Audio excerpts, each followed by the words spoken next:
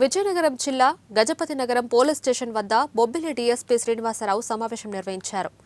గంజాయి తరలిస్తున్న ముగ్గురు యువకులను స్థానిక రైల్వే స్టేషన్ సమీపంలో అదుపులోకి తీసుకుని వారి వద్ద నుంచి 700 గ్రాముల గంజాయి 3 మొబైల్ ఫోన్లు స్వాధీనం చేసుకున్నట్లు తెలిపారు. ప్రధాన ముద్దాయి అయిన బొండపల్లి గ్రామానికి చెందిన కుర్నేని నవీన్ కుమార్ను అరెస్ట్ చేసి రిమాండ్కు తరలించినట్లు చెప్పారు. అదేవిధంగా నవీన్ కుమార్కి గంజాయి అమ్మిన ఒడిశా వ్యక్తిని గుర్తించి త్వరలో అరెస్ట్ చేస్తామని తెలిపారు. ఈ కార్యక్రమంలో CI GAV Ramana, SI K Lakshmanarao పాల్గొన్నారు. మన గజపతి నగరం పోలీస్ స్టేషన్ పరిధిలో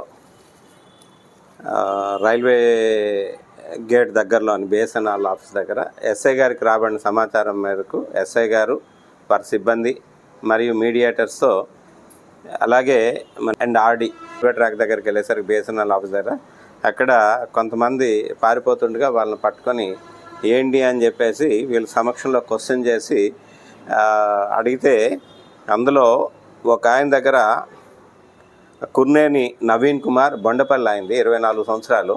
ఆయన దగ్గర ఒక 400 గ్రాముల గంజాయి, అలాగే ఇంకొక ఆయన జువెనల్ అండి, ఆయన దగ్గర కూడా ఒక 300 గ్రాముల గంజాయి దొరికింది. వారిని మరియు వారి దగ్గర ఉన్న ఒక 3 మొబైల్ ఫోన్స్ని కూడా సీజ్ చేయడం జరిగింది. వీరితో పాటు ఇంకా గంజాయి కన్జ్యూమ్ చేస్తున్న 2 జువెనల్స్ కూడా ఉన్నారు.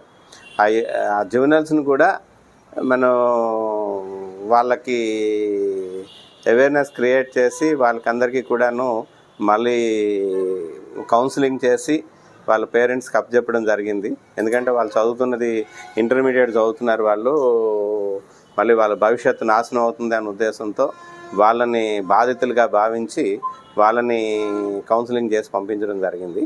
మిగిలిన వాళ్ళ మీద